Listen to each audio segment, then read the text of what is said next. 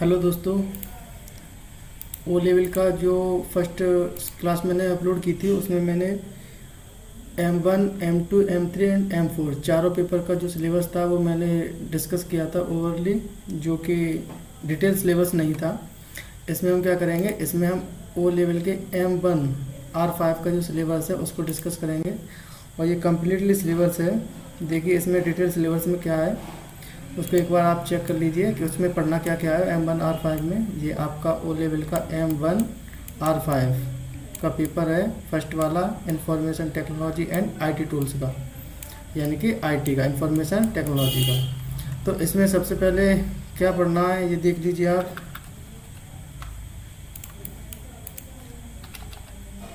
ये देखिए ये पेपर है और ये उसका सिलेबस है कंप्लीट। फर्स्ट सिलेबस में यहाँ आपको देखने को मिल रहा होगा डिटेल्स मॉड्यूल्स, और ये मॉड्यूल जो बन है M1 R5 का आईटी टूल्स यानी information technology and basic networking का भी इसमें सिलेबस पूछा जाता है। तो फर्स्ट इंट्रोडक्शन में आप देख सकते हैं ये यहाँ पे इंट्रोडक्शन दिया हुआ है कि स्टूडेंट को क्या पढ़ना है, कैसे professional as work day by day किस तरीके से आपको पढ़ना है। ऑब्जेक्ट क्या होगा इस चीज़ का पढ़ने के लिए, तो वो ऑब्जेक्ट दिया हुआ है। तो ये तो बेसिकली चीज़ें नॉर्मल, इनको आप स्किप भी कर सकते हो। और यहाँ दिया है कि ऑब्जेक्ट क्या है, the after completing the modules the included with be available to. तो ये सारी चीज़ें इंक्लूड है इसमें, जैसे सब आपको देखने के लिए मिलेंगी और आपको सीखने को भी मिलेगा। तो यहाँ देखिए ये दिया है, यूनिट दी है इसकी कि किस यूनिट से कितने नंबर का कितने कितने मार्क्स के क्वेश्चन आते हैं। जैसे इंट्रोडक्शन कंप्यूटर और इंट्रोडक्शन टू ऑपरेटिंग सिस्टम। तो यहाँ से आपको देखने के लिए मिलेंगे 10 क्वेश्चन देखने के लिए मिलेंगे आपको, ठीक है। M1 की बात कर रहा हूँ जी मैं। उसके बाद आता है वर्ड प्रोसेस, यानी कि आपका MS वर्ड आता है, यहाँ से आपको 20 क्वेश्चन देखने के लिए मिलते हैं। और स्प्रेडशीट यानी कि एक्सेल, यहाँ से आपको 20 क्वेश्चन देखने के लिए मिलेंगे। और प्रेजेंटेशन यानी कि पावर पॉइंट, यहाँ से भी आपको 20 क्वेश्चन देखने के लिए मिलेंगे। लेकिन इसमें याद रखना, इसमें वर्ड प्रोसेसिंग, स्प्रेडशीट ने प्रेजेंटेशन दिया है, यानी कि इसमें जो क्वेश्चन आएंगे वो आपके MS ऑफिस से और लिब्रे ऑफिस से, दोनों से ही कंबाइंड क्वेश्चन आते हैं इसमें, ठीक है। तो आपको MS ऑफिस और लिब्रे ऑफिस दोनों को ही कवर करना पड़ता है।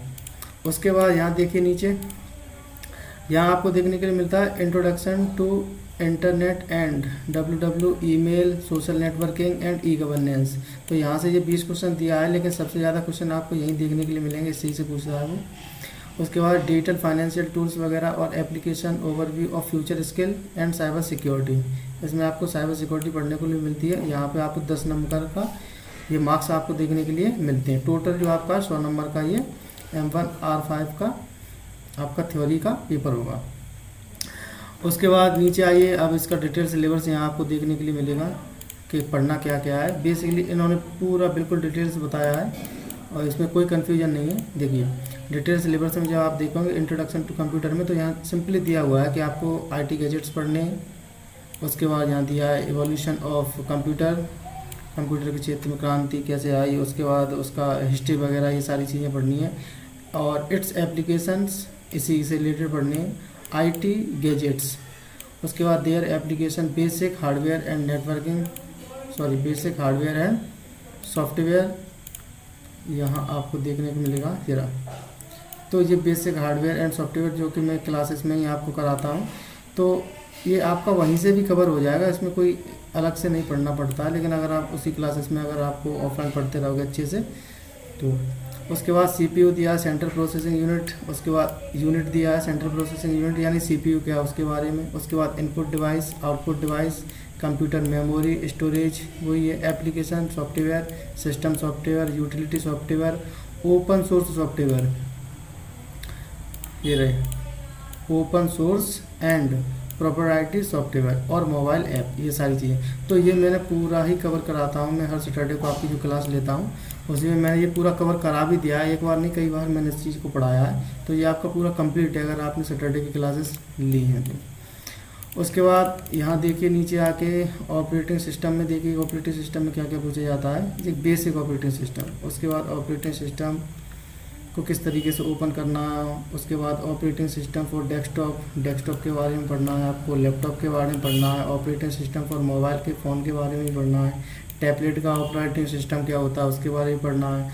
यहाँ दिया user interface for desktop, desktop से एंड यूजर इंटरफेस कैसे करता है वो भी मैंने बताया, लैपटॉप से। अब देखिए इसमें यहाँ दिया है कि बेसिक बेसिक चीज़ें दी हैं ऑपरेटिंग सिस्टम में, जैसे टाइटल बार, वो sorry task bar. Task bar क्या होता है, आइकन क्या होते हैं, शॉर्टकट की, रनिंग विंडो जो विंडो आर से करते हैं, एप्लीकेशन को ओपन करते हैं रन से, वो चीज़ हो गई।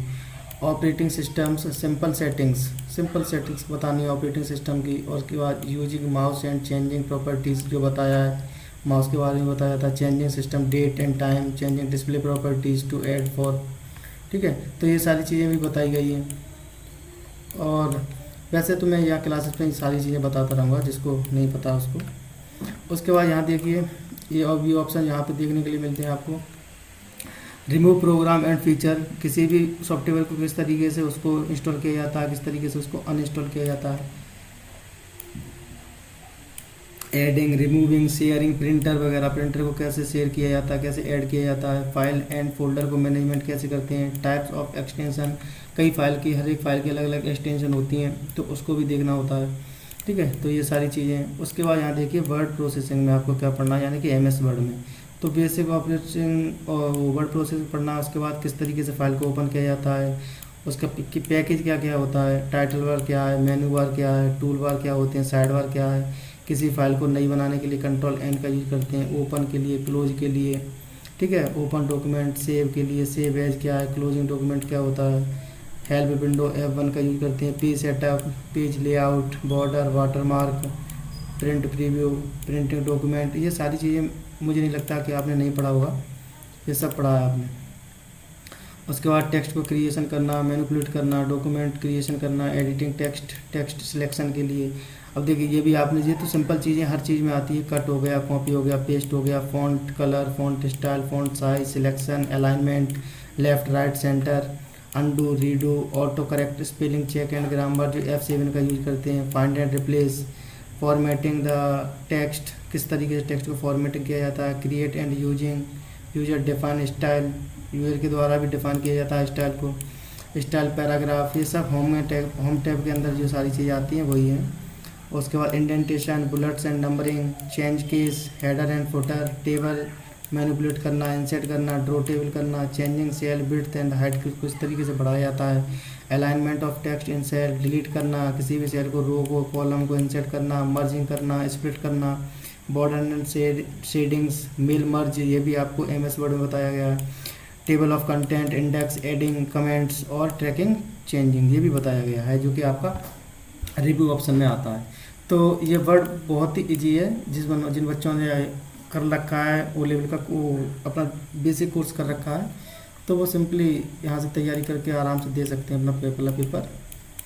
उसके बाद देखिए एक्सेल में क्या क्या पढ़ना है। तो एक्सेल में भी यहाँ पे दिया हुआ है आपको कि एलिमेंट्स ऑफ स्प्रेडशीट के बारे में पढ़ना है, यानी कि एक्सेल क्या होता है, स्प्रेडशीट क्या होती है, उसको किसी भी शीट को किस तरीके से क्रिएट किया जाता है। कॉन्सेप्ट ऑफ सेल क्या होता है, एड्रेस, सेल एड्रेस क्या होता है, रो क्या होता है, कॉलम क्या होता है, सिलेक्टिंग क्या होता है, सेल, एंटरिंग डाटा, किसी भी सेल में डाटा को किस तरीके से एंटर किया जाता है, टेक्स्ट के फॉर्म में, नंबर के फॉर्म में, डेट के फॉर्म में।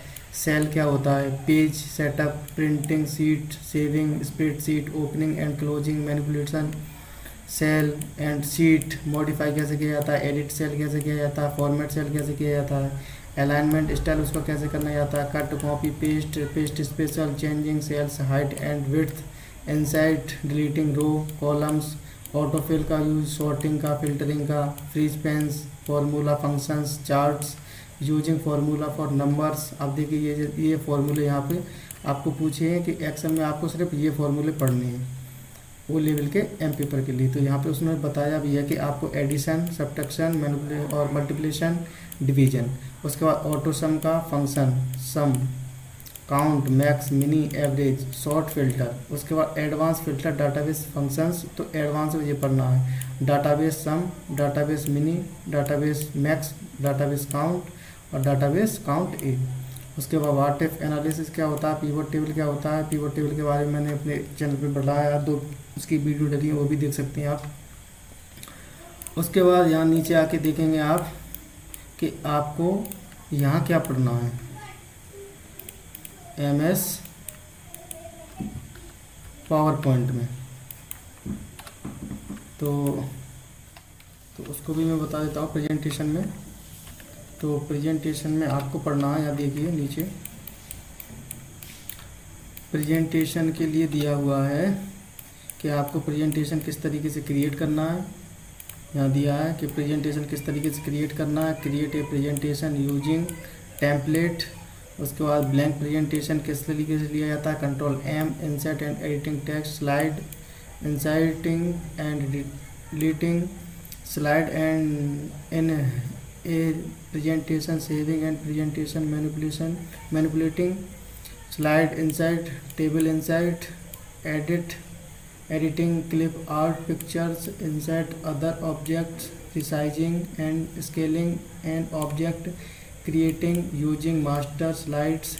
और क्या मास्टर स्लाइड का क्या यूज होता है, choosing A setup of 4 page presentation, running किस तरीके से प्रेजेंटेशन को रन कराया जाता है, स्लाइड शो क्या होता है, ट्रांजेक्शन स्लाइड कैसे डलता है, टाइमिंग कैसे डलती है, ऑटोमेटिंग ए स्लाइड शो जो होता है वो ऑटोमेटिक किस तरीके से शो होता है, providing aesthetics to slides and printing, enhancing text, editing headers, footer क्या होते हैं, हेडर फुटर डालना, नोट्स डालना, प्रिंटिंग स्लाइड्स और ये हैंड आउट। तो बस इतना है इसमें प्रेजेंटेशन के सिलेबस नॉर्मल ही है। ये एक्सेल और वर्ड से भी काफ़ी कम है और इससे आपको क्वेश्चन भी काफ़ी कम देखने के लिए मिलते हैं, इससे क्वेश्चन नहीं आते हैं इतने। वर्ड और एक्सेल से ही क्वेश्चन सबसे ज़्यादा देखने के लिए मिलते हैं इसके कंपेरिजन में प्रेजेंटेशन के में। उसके बाद यहाँ देखिए नेक्स्ट यूनिट है आपकी, इसी में introduction to internet and world wide web. तो यहाँ देखिए, यहाँ आपको कंप्यूटर के साथ साथ इंटरनेट की भी नॉलेज रखनी होती है। यहाँ पे दिया है कि बेसिक ऑफ कंप्यूटर नेटवर्क क्या होता है, उसके बाद लोकल एरिया नेटवर्क क्या होता है, वाइड एरिया नेटवर्क क्या होता है, नेटवर्क टोपोलॉजी क्या होती है, इंटरनेट क्या होता है, concept of internet and world wide web. तो ये मैं पूरा ही सैटरडे को कराता हूँ किसी ना किसी क्लास में, जिन्हों का कोर्स कंप्लीट होने को लिए आया है, तो मैंने वो सब कुछ ये इंटरनेट करा दिया है। जिसका नहीं हुआ है उसका भी हो जाएगा। एप्लीकेशन ऑफ इंटरनेट के लिए किस किस एप्लीकेशन का हम यूज़ करते हैं चलाने के लिए, वेबसाइट एड्रेस क्या होता है, URL uniform resource locator, introduction to IP address क्या होता है, एड्रेस, उसके बाद ISP क्या होता है, रोल ऑफ ISP क्या होता है, उसका क्या रोल होता है, इंटरनेट प्रोटोकॉल्स क्या होते हैं, मॉडल्स ऑफ कनेक्टिंग इंटरनेट क्या होता है, जैसे hotspot, wifi, LAN cable, broadband, USB cable की होती है, identifying and uses of IP address क्या होता है, MAC एड्रेस क्या होता है, उसके बाद various device, popular web browser के नाम बताइए, जैसे इंटरनेट एक्सप्लोरर हो गया, एज हो गया, क्रोम हो गया, मोजिला हो गया, फायरफॉक्स हो गया, ओपेरा हो गया। तो ये कब आया था, किसने बनाया था, ये सारी चीज़ें इसके बारे में पढ़नी पड़ती हैं। एक्सप्लोरिंग द इंटरनेट क्या होता है, इसको पढ़ना है। सर्फिंग क्या होता है, इंटरनेट पे काम करना ही सर्फिंग कहलाता है, या इंटरनेट को यूज़ करना ही सर्फिंग कहलाता है। पॉपुलर सर्च इंजन के बारे में बताइए, जैसे गूगल एक पॉपुलर सर्च इंजन है। उसके बाद है सर्चिंग ऑन इंटरनेट पे किस तरीके से हम सर्च करते हैं वो बताइए। डाउनलोड वेब पेज कैसे करते हैं। उसके बाद प्रिंटिंग वेब पेज को कैसे किया जाता है। तो ये इंटरनेट का ज़्यादा बड़ा सिलेबस नहीं है, इसमें नॉर्मल है, 2 क्लासों में ख़त्म हो जाता है ये। ऑफलाइन वाली क्लास अगर आप में ले लेंगे सेंटर पे तो 2 क्लासों में ख़त्म, 2 नहीं तो मान लो 3 में ख़त्म हो जाएगा। बेसिकली आपको आइडिया हो जाएगा पूरे सिलेबस का इसका।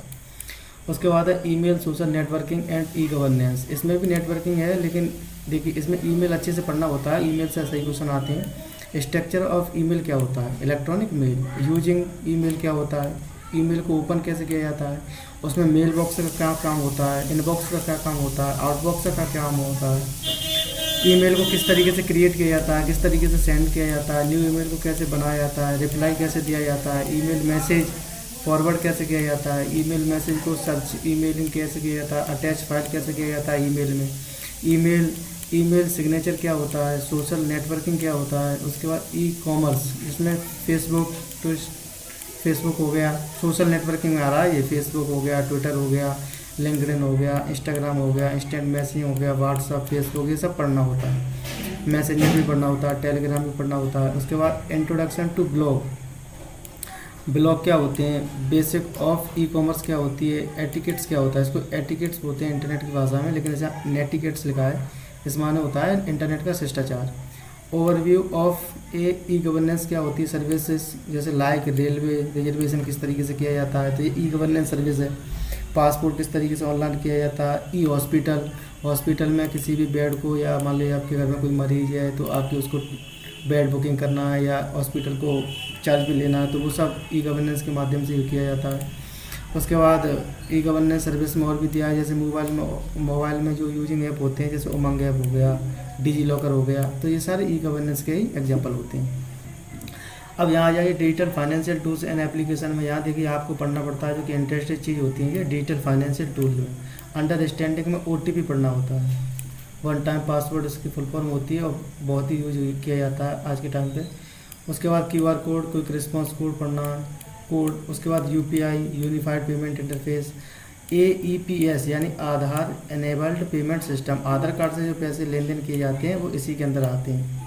उसके बाद USSD पढ़ना होता है, यानी कि unstructured supplementary service data, mobile से भी आप डाटा को शेयर कर सकते हैं, उसमें वो कर सकते हैं, पैसा ट्रांसफ़र वगैरह कर सकते हैं इसके माध्यम से। उसके बाद डेबिट कार्ड, क्रेडिट कार्ड भी पढ़ना है, E-वॉलेट पढ़ना होता है, पॉइंट ऑफ सेल क्या होता है, POS, इंटरनेट बैंकिंग पढ़ना होता है, नेशनल इलेक्ट्रॉनिक फंड ट्रांसफ़र यानी कि NEFT पढ़ना होता है, रियल टाइम ग्रॉस सेटलमेंट भी पढ़ना होता है जो कि बैंकिंग से रिलेटेड है, IMPS भी पढ़ना होता है, इमीडिएट पेमेंट सर्विस और ऑनलाइन बिल पेमेंट।